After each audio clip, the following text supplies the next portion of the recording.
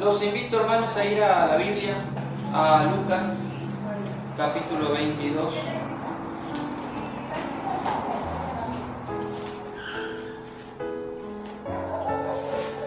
Vamos a meditar en un personaje esta mañana muy conocido, que es Pedro, uno de los discípulos de Cristo, conocido más por sus fallas que por sus victorias. No. Ahí en el capítulo 22 ustedes van a encontrar que se habla de la Pascua, de la Cena del Señor, el último momento que Jesús iba a compartir con los discípulos, la última cena. El último momento antes de su muerte, que lo tenían presencialmente, después se encontrarían con un Jesús resucitado.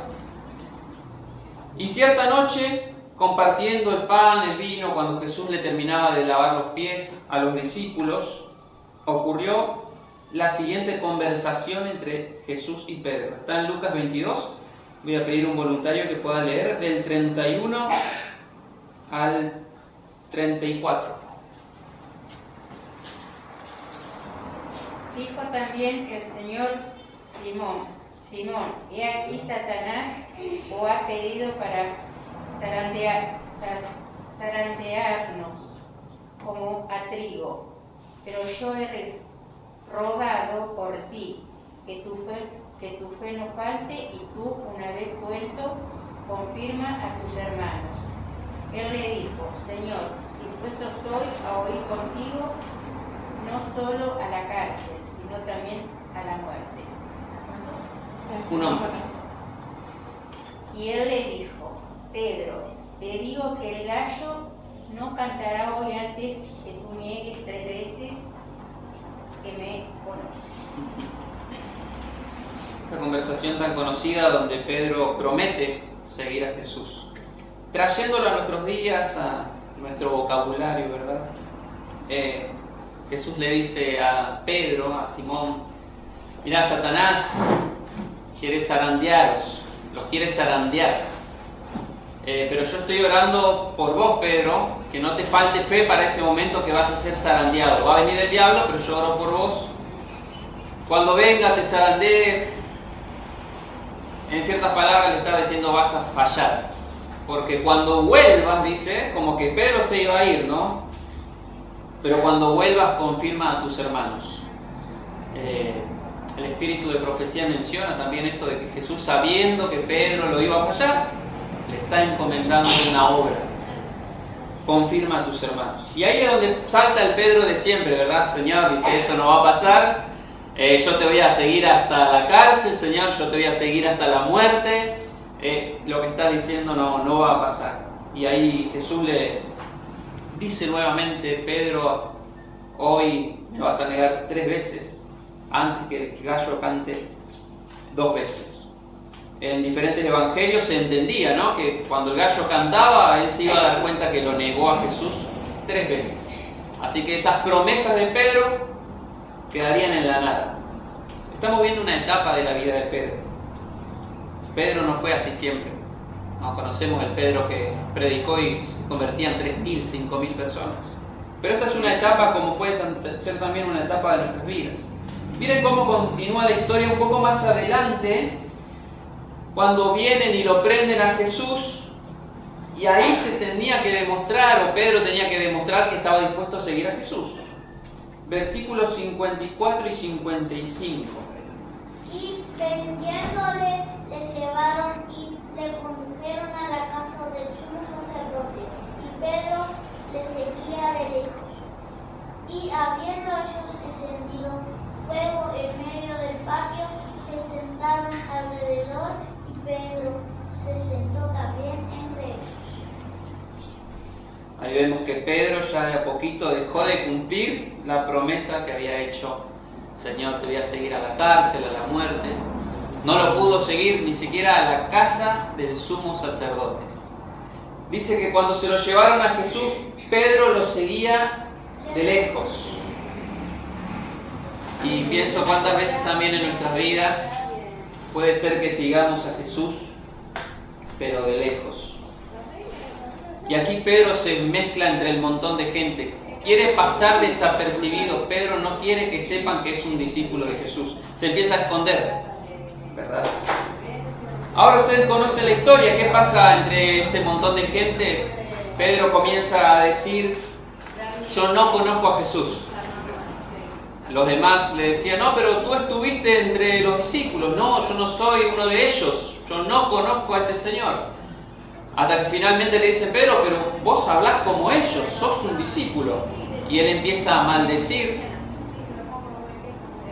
como diciendo: no conozco al hombre, y empezar a decir palabras groseras para que piensen que no hablaba como un discípulo debía hablar. Y pasa lo siguiente, versículos 61 y 62. ¿Qué pasa después de que Pedro niega a Jesús? Entonces, vuelto, el Señor miró a Pedro, y Pedro se acordó de la palabra del Señor que le había dicho: antes que el gallo cante, me negarás 3 veces. Y Pedro, saliendo fuera, lloró amargamente. Vemos cuánto cambia la historia de un momento a otro. Primero un Pedro sentado ahí con los discípulos: Señor, yo te voy a seguir hasta el fin. Luego un Pedro entre el montón siguiendo a Jesús de lejos. Y finalmente un Pedro que niega a Jesús: no te conozco, y que se arrepiente y empieza a llorar amargamente. Yo creo que nuestras vidas, hermanos, también pueden pasar por estas etapas, ¿no? Que a veces, cuando todo va bien, es fácil ir con una sonrisa a la iglesia. Pero cuando creemos que nosotros podemos y que vamos a seguir firmes, dice la Biblia: el que crea estar firme, mire que no caiga. Y esa autosuficiencia a veces nos puede llevar a la conclusión que es terminar diciendo: Jesús, no te conozco. O sea, Jesús, no te necesito. Camino lejos de Cristo. Finalmente, cuando una persona se aleja de Dios, no lo dice quizás, pero así lo siente, que no conoce a Jesús. Y la vida cristiana, hermanos, es conocer a Jesús. Yo siempre lo comparo con un matrimonio. Yo el día que conocí a Micaela en la iglesia de Bosque, no le dije a la salida: ¿te querés casar conmigo? No, ¿qué hubiera dicho? ¿Vos quién sos? No nos conocíamos. Yo no puedo declarar así algo cuando no conozco a alguien, es obvio que es mentira. No nos conocía. Pero el matrimonio es un proceso, ¿no? Uno comienza a salir con la persona, comienza lo que es el noviazgo, conocer a la familia, y pasar tiempo, y luego se viene el matrimonio. Y el matrimonio en la vida espiritual sería: paso tanto tiempo con Jesús, me enamoro tanto de Él, que finalmente decido entregarle mi vida en el bautismo. Y en el bautismo es como uno se entrega a Jesús. La Biblia compara esto de la iglesia que está engalanada como una esposa, que deberíamos andar como vírgenes puras, dice la Biblia, hacia Cristo. Es una relación, pero que no se da de un día para el otro. Es un proceso. Y la Biblia afirma muy claramente: el que dice yo conozco a Jesús, por ejemplo, y no guarda sus mandamientos, es un mentiroso. ¿Cuántos pueden estar diciendo yo conozco, pero no guardo los mandamientos? Estoy mintiendo. El que dice yo lo conozco, pero no ama a su hermano, es un mentiroso. Entonces, conocer a Jesús se manifiesta. Amo a los demás, obviamente no lo voy a negar, voy a guardar sus mandamientos y principalmente lo voy a seguir. Ya a Jesús no le va a tocar ir a la cárcel o a la muerte, pero quizás nosotros sigamos sus pisadas y quizás muchas veces nos metamos en problemas, porque estamos siguiendo las pisadas de Jesús. Yo recuerdo hace varios años atrás, Club de Conquistadores, teníamos un director, yo sé que algunos lo conocen, Claudio Cosia. Hoy no sé qué es de la vida de él, pero en aquel entonces Claudio Cosia, un hombre como de 2 metros, grandote, íbamos a tener una salida a los pantanos de Hudson con los chicos, y Claudio se saca el zapato, un zapato eso de construcción, eso que de hierro, punta de acero, suela gorda, y nos muestra la suela del zapato a todos. Y yo dije, nos va a tomar una lección, después nos va a preguntar de qué color era, cuántos tacos tenía. Así que miré bien el zapato y algunos lo miraron así nomás, no sabían por qué. Claudio estaba mostrando su zapato hasta que llegamos a los pantanos de Hudson. Y ahí Claudio dice, ¿recuerdan la suela de mi zapato? Si alguno se pierde en el campamento, busque mis huellas. Y eso me quedó a mí marcado, porque con mi amigo Nahuel, que hoy no está, que hoy descansa, Nahuel, hijo de Perejo, también de la iglesia de Hudson, con Nahuel nos perdimos en ese campamento. Y entonces ahí me hizo un clic en la cabeza, cuando estés perdido, buscá la suela, y buscamos. Y como era un hombre grande, pesado, claramente las huellas de Claudio eran inconfundibles. Se veían las huellas y uno seguía las huellas y volvimos al campamento. Y a mí siempre me quedó eso de que cuando estés perdido, busca las huellas, ¿no? Y nuestra vida cristiana, así como leíamos en la escuela sabática, David pasó por muchas circunstancias duras, difíciles, pero siempre levantaba la vista y buscaba al Señor. Yo quiero cantar una canción que es una letra que ustedes conocen. Esta canción no la compuso Pedro, pero pareciera que sí por lo que dice la letra. Y que ojalá que en nuestros corazones le podamos decir al Señor, Señor, yo te voy a seguir. No importa dónde, la decisión de hoy y la prédica de hoy no es darte un discurso de qué tenés que hacer, qué guardar, no guardar, sino es solamente seguir a Jesús. En eso se resume la vida cristiana.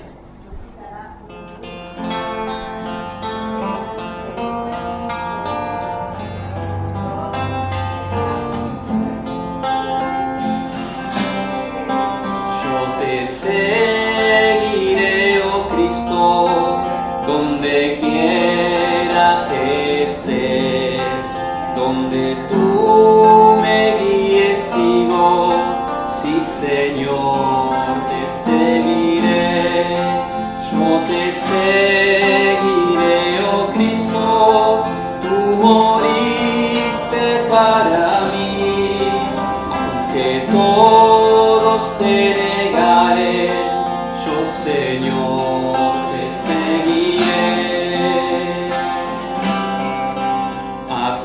Afligido, agotado, débil, lleno de dolor, regocíjome pues ando en las huellas del Señor.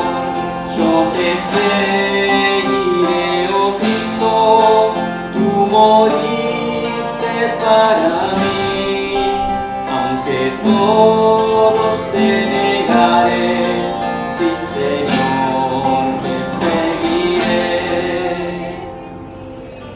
Amén. Eso le dijo Pedro a Jesús: aunque todos te nieguen, aunque todos se escandalicen de ti, yo no lo voy a hacer. Falló, pero luego de haber fallado, Pedro se afirmó y pudo afirmar también a los hermanos. El libro de Lucas y el libro de Juan, siempre que hablan de Jesús, mencionan a Pedro. Hay algunas lecciones que nos querían dejar a nosotros, ¿verdad? Fíjense lo que dice Lucas 24. No vamos a leer todo, yo sé que conocen la historia. Aquí Cristo había resucitado. Cristo murió. El último recuerdo de Pedro con Jesús era: negué a Jesús, se la pasó llorando amargamente. Y ahora Cristo había resucitado. Las primeras que se encontraron con la tumba vacía fueron las mujeres, las que fueron al sepulcro. Y cuando vuelven las mujeres a dar la noticia a los discípulos, Pedro escucha la noticia y vamos a ver qué sucede. Lucas 24, versículos 11 y 12. Mas a ellos les parecían locura las palabras de esos, y no las creían. Pero levantándose Pedro corrió al sepulcro, y cuando miró dentro vio los lienzos solos, y se fue a la casa maravillándose de lo que había sucedido. Qué momento, ¿verdad? Aquí me encanta porque después de que Pedro niega a Jesús, vemos a un Pedro atleta, un Pedro que corre. Si había alguna oportunidad, yo me pongo en el lugar de Pedro, si hay alguna oportunidad de acercarme a Cristo, de verlo nuevamente después de haberlo negado, la voy a aprovechar.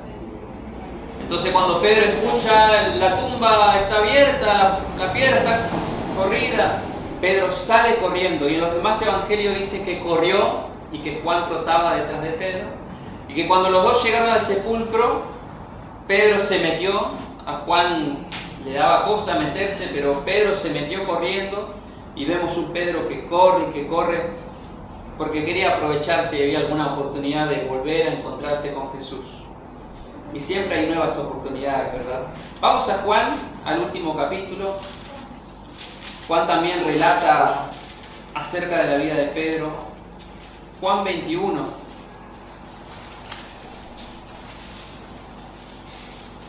¿Qué había pasado acá? Jesús ya estaba resucitado. Los discípulos habían pasado toda la noche pescando, no pescaron nada. Y a la mañana aparece un hombre en la orilla diciendo, ¿tienen algo para comer? Y los discípulos no habían pescado, no tenían nada. Hasta que se dan cuenta que es extraño de Jesús. ¿Quién quiere leer el versículo 7 de Juan 21?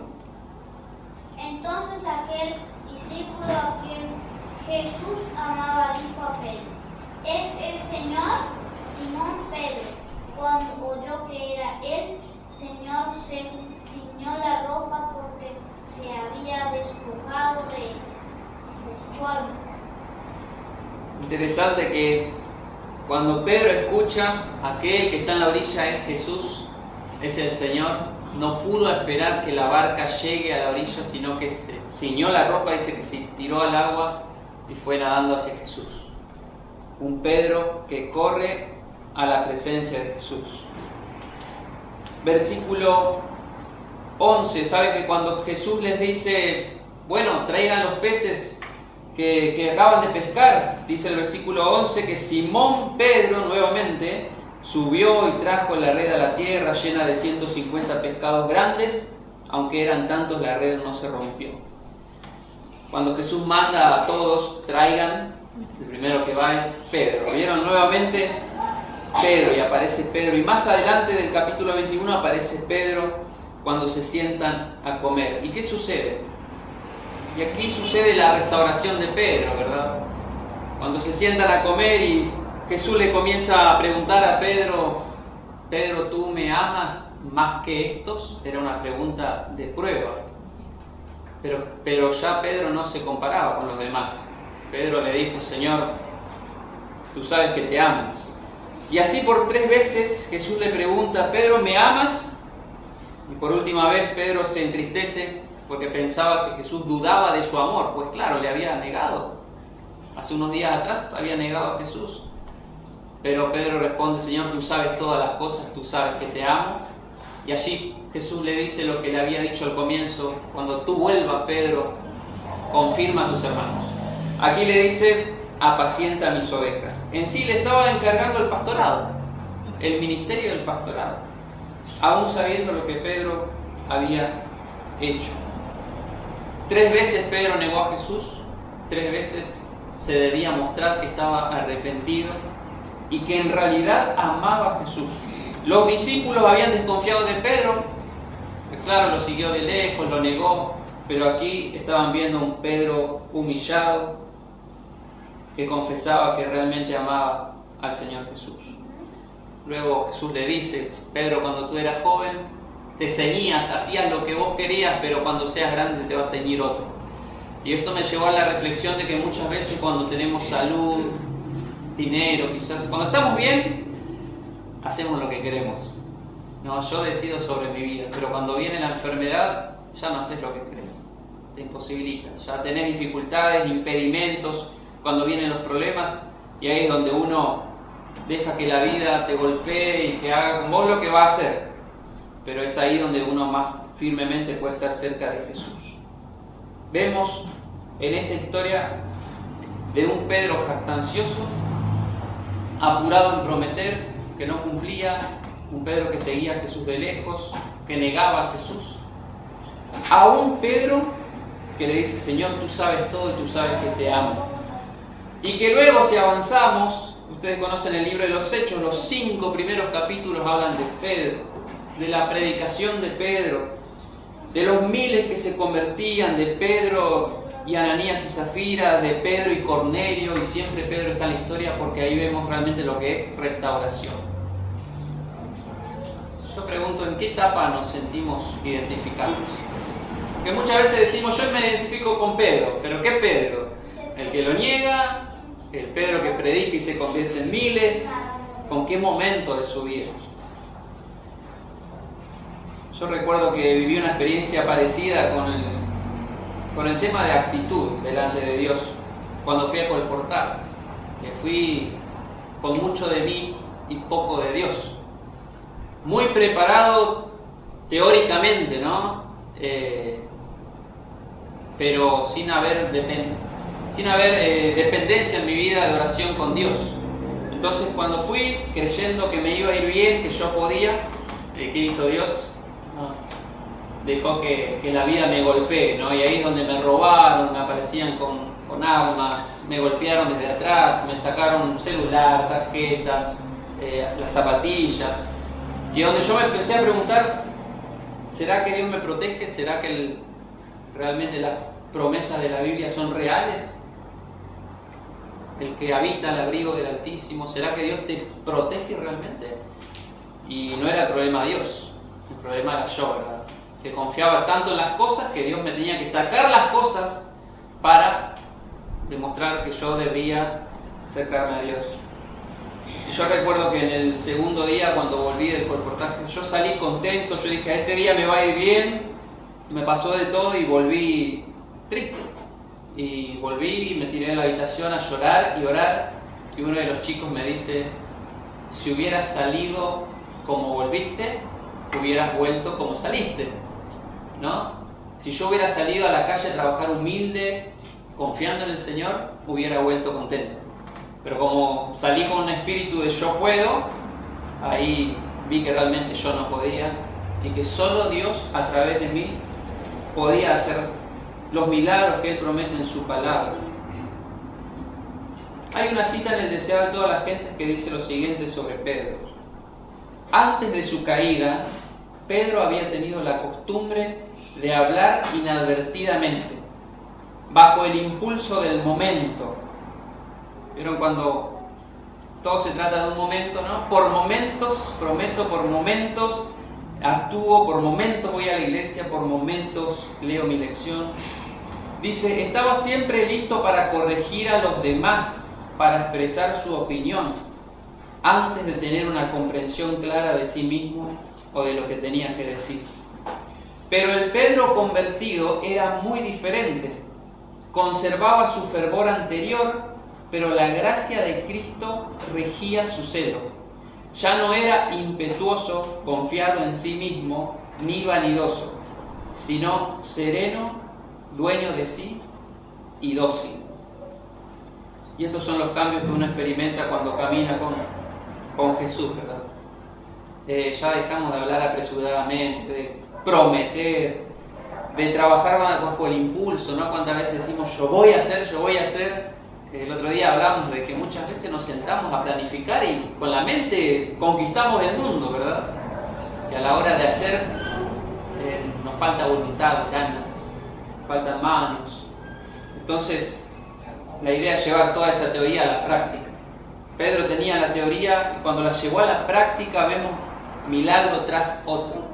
Personas convertidas, y ustedes saben la cantidad de consecuencias positivas que hubo en la vida de Pedro.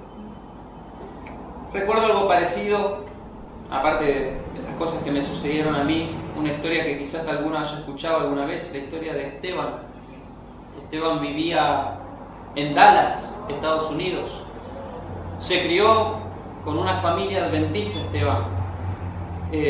Lo llevaron a la iglesia, como algunos acá, no sé si somos adventistas de cuna, algunos conocidos de grande, pero Esteban conoció la iglesia desde pequeño. Le hablaron de Cristo desde cuna, pero no conoció a Jesús desde cuna.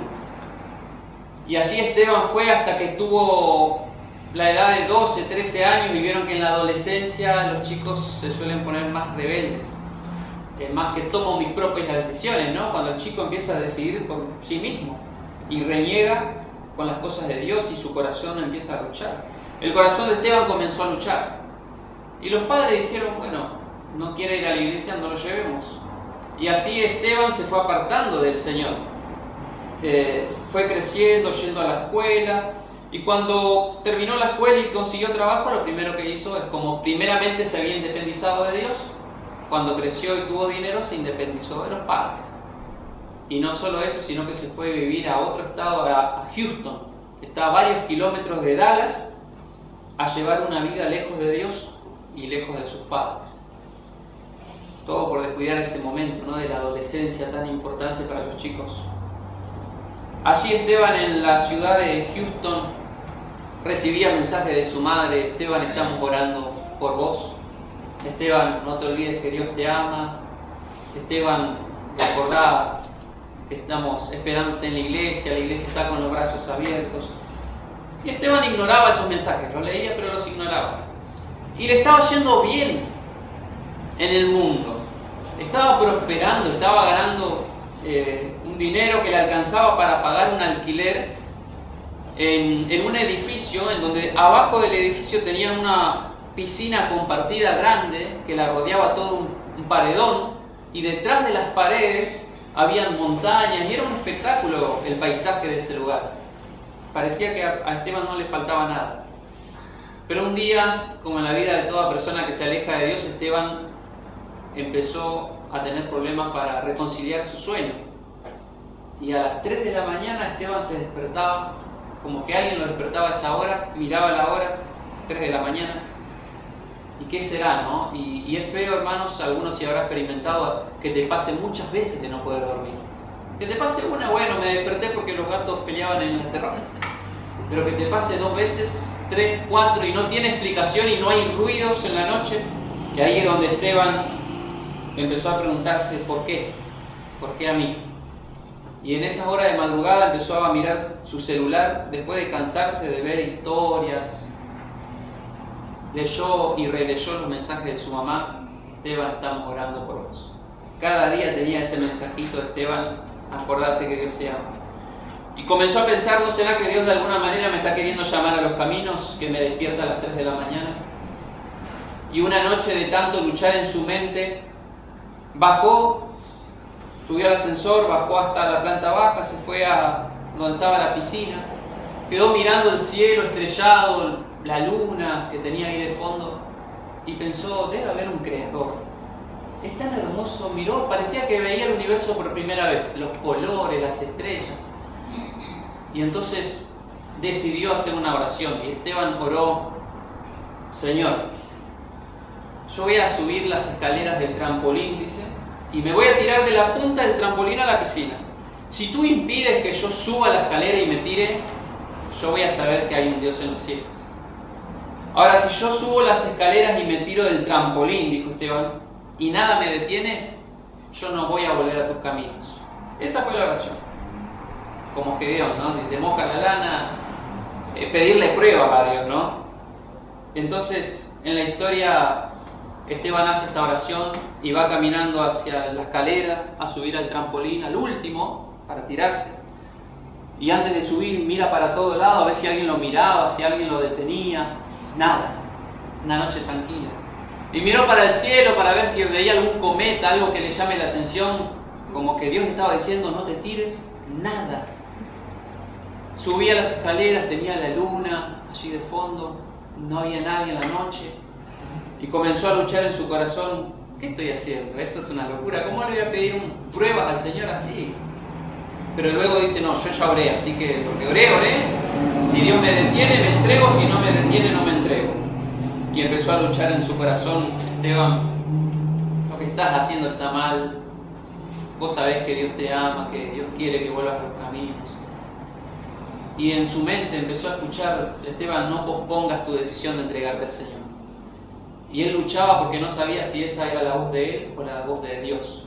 Y seguía escuchando: Esteban, no pospongas. Esteban, no pospongas. Pero él siguió subiendo porque nada lo detenía más que esa vocecita en la cabeza, y se fue a la punta del trampolín. Y seguía escuchando: Esteban, no lo hagas, Esteban, entregaste al Señor. Pero Esteban siguió, y vieron cómo los nadadores se paran para tirarse a la piscina, una posición simétrica. Y cuando levantó los brazos, tenía la luna detrás y vio en la pared del fondo la forma de una cruz. Y allí Esteban recordó las enseñanzas de pequeño, la oración de los padres, cuando iba al club de conquistadores, lo que Cristo había hecho por Esteban. Y cuando vio la cruz dijo: ¿qué más quiero? ¿Qué más quiero ver en esta noche? ¿Qué más necesito para saber que Jesús me está llamando a entregarme? Entonces Esteban, contento en el corazón, baja las escaleras, se sienta en la punta de la piscina y dijo: cuando me levante le voy a escribir a mi mamá: mamá, voy a volver a la iglesia, voy a volver a Dios. No veía ese momento, ¿no? Y dijo: no me voy a ir a dormir.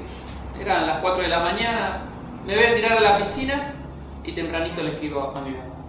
Y cuando él comenzó a bajar las escaleras, vieron en las esquinas de las piscinas, empezó a bajar las escaleras y empezó a bajar y a bajar. Y él decía: qué raro. Y siguió bajando y bajando hasta llegar al fondo de una piscina que no tenía agua. Por la noche estrellada, por los azulejos, se le hacía como que el agua estaba quieta, pero no tenía agua. Un día antes la habían vaciado para poder limpiarla. Y ahí es donde Esteban dice, ¿no? Él reconoce que Dios esa noche lo salvó de una muerte segura. No solo de la muerte física, ¿no? Se iba a destruir si caía al fondo de la piscina, sino de una muerte espiritual. De eso de posponer, ¿no? Tengo que cambiar cosas, pero pospongo. Y yo siempre me pregunto, ¿qué cosas nosotros posponemos hoy en día? ¿Será que hay pecados que estamos posponiendo vencer? ¿O hay hábitos nocivos, alimentación, conductas que tenemos que cambiar en nuestra familia o en nuestra iglesia? Y que siempre estamos posponiendo, ¿no? Yo sé que el Dios, así como Esteban hoy a través de su palabra nos dice: no pospongas. Vos podés negar a Jesús, podés mezclarte con el montón, pero tarde o temprano vas a terminar llorando amargamente por haberlo hecho. Sin embargo, las decisiones que se toman por Jesús son las que nunca nos arrepentimos. Nunca estamos arrepentidos de decir: me arrepiento de ir a la iglesia, de buscar a Dios. Nunca escuché a un cristiano decir: me arrepiento de leer más la Biblia, o me arrepiento de orar más. Al contrario. ¿Por qué no lo hice antes, verdad? Y cuando, como Pedro, a veces somos cabeza dura y nos vamos, el camino se hace difícil y más largo. Así como a Jonás. Jonás tenía que ir a Nínive, ¿y dónde se va? A Tarsis. Y por irse a Tarsis, vivió todo lo que vivió y el camino se hizo más largo, y luego finalmente terminar en Nínive. Dios quiere que ese camino no se haga tan largo, ¿verdad? Esteban, cuando creció y volvió al camino del Señor, él dijo: yo sentí en esa noche, allá en la punta del trampolín, que ese mismo Dios que me presentaron cuando era niño, ese Dios amoroso, era el mismo conmigo a pesar de que yo ya tenía 30 años. Era el mismo. El único que cambió fui yo. Se endureció, se apartó, pero el amor de Dios seguía intacto. Y era un poco también de lo que leímos esta mañana. La misericordia de Dios es para siempre, no importa la edad que tengas. Dios te va a hablar, Dios te va a meter planes en el corazón y te va a llamar a cumplir sus propósitos siempre y cuando nosotros lo dejemos obrar. Quiero terminar con una canción que se llama Como un niño. Porque el Señor siempre que nos ve, la canción dice que nos ve como niños, ¿no? Como un padre ama a su hijo, el Señor nos mira a nosotros. Que también nosotros podamos como respuesta devolverle un poco ese amor que nos ha dado y nos sigue dando a través de este caminar con Cristo.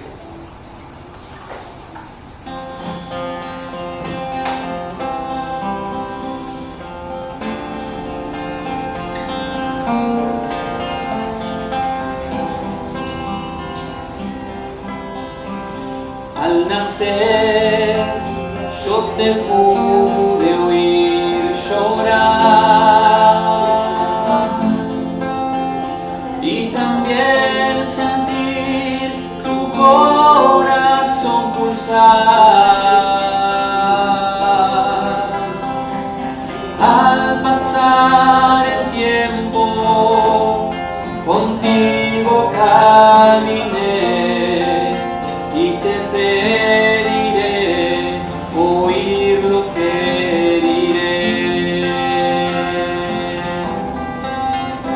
Como un niño yo por siempre te amaré.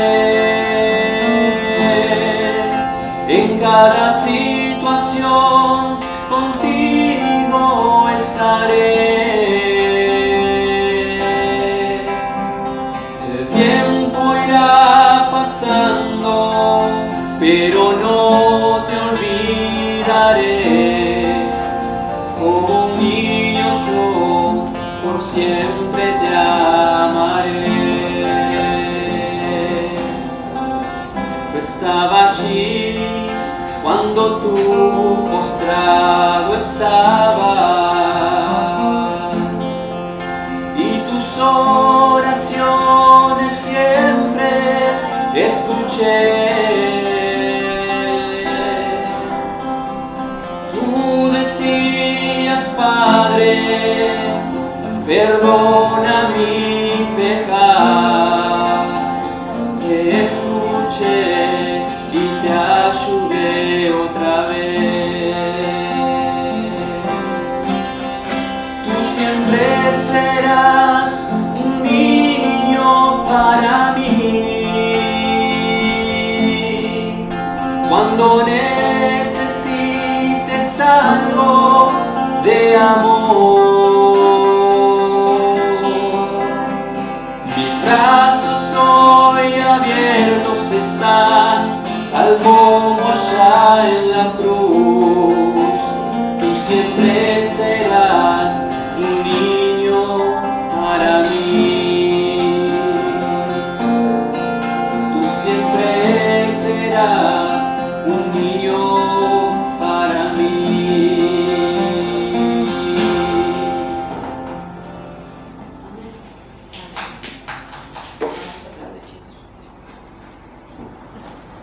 Dice la palabra de Dios que podrá una madre olvidarse de su hijo, aunque ella se olvidara, dice, o si ella se olvidara, yo nunca me olvidaré de ti.